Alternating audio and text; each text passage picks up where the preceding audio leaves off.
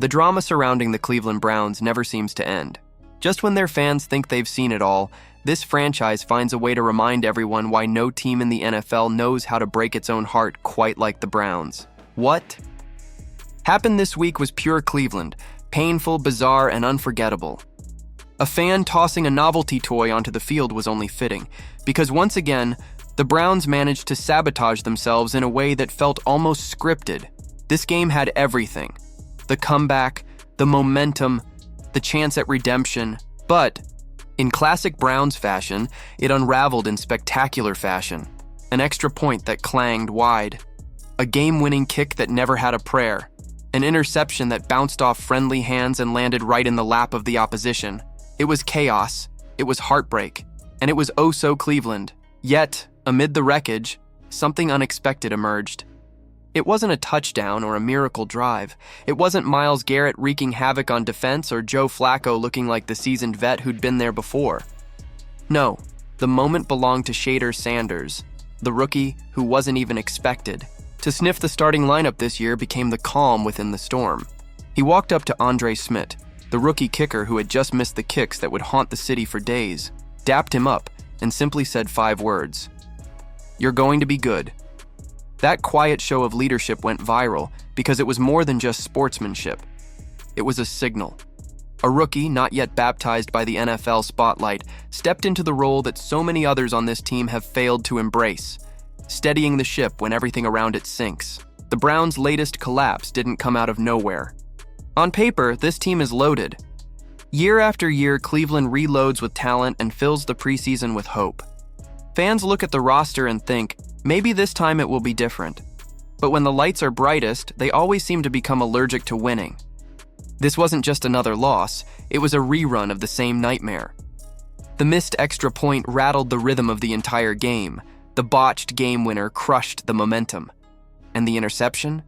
It was the dagger, a slow-motion gut punch. The fans could see coming the moment the ball slipped off their receiver's hands. What makes it worse is the predictability. Cleveland fans know the script before it happens. That uneasy silence when the special teams jogs out. That eerie sense of doom as the quarterback drops back. Other franchises find ways to win ugly. Cleveland finds ways to lose epically. It isn't just defeat. It's defeat with flair. Defeat with an almost theatrical commitment to suffering. And still, when the final whistle blew and the air in the stadium grew heavy with disbelief, Sanders' moment cut through the gloom. He didn't give a speech. He didn't grandstand. He spoke like a man who understood that this game was bigger than one missed kick, and that the only way forward was together. Joe Flacco's night tells another side of the story. The 38-year-old, veteran, signed off the street, played like he had turned back the clock. He made sharp reads, moved the chains, and for long stretches, looked like the unlikely hero Cleveland needed. But Browns football has a way of finding heartbreak. In the game's dying minutes, when the chance to seize victory finally presented itself, the cruelest twist arrived. A pass that should have sealed the night instead ricocheted off a teammate's hands and straight into the defender's arms. Just like that, the game was gone. The post-game press conferences revealed the emotional wreckage. Stefanski stood at the podium, frustrated, trying to mask disbelief with coach speak. He praised the effort, talked about learning from mistakes, but his words rang hollow. It was the same speech fans have heard for years. Flacco, meanwhile, carried the weight of the loss in his voice. He admitted he missed throws, owned the mistakes, and confessed that the game would haunt him. He knew he'd let the team down, and in that honesty, you could hear the exhaustion of a player who had been through this too many times before. But the most brutal fallout landed on Andre Smith. At 24, he wasn't some wide-eyed rookie. He was supposed to be the safe bet, the steady foot to end Cleveland's curse at kicker. Instead, his debut turned into a nightmare, 1 for 3, with misses that changed the game. The stadium's ghosts swallowed him whole. Fans on Twitter tore him apart, demanding his release before the sun came up. That's the reality of Cleveland. Every mistake feels magnified because every mistake feels like a chapter in a cursed history.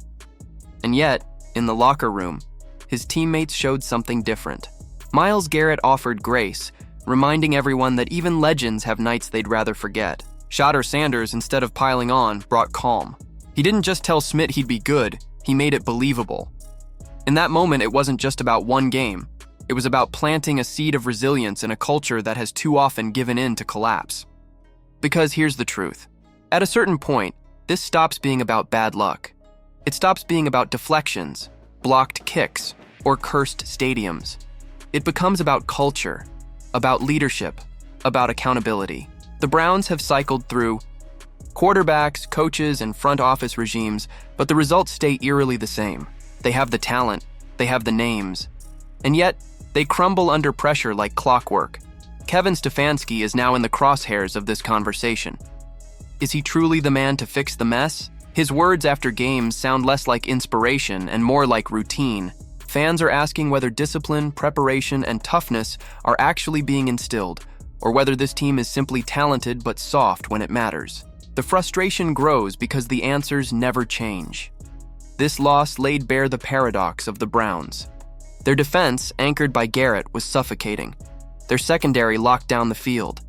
Even Flacco, the emergency option, showed flashes. The rookies made plays. The ingredients for success were there. And still, it fell apart. How long? Can fans keep blaming bad breaks before demanding something deeper? The most haunting part of it all is the cycle. Browns fans have endured this movie too many times. Every season begins with hope. Every season ends with heartbreak. And the losses, more often than not, aren't ordinary. They're spectacular implosions. The Browns don't just lose. They invent new ways to shatter belief. But there's a sliver of light, and it came not from a star, but from a rookie.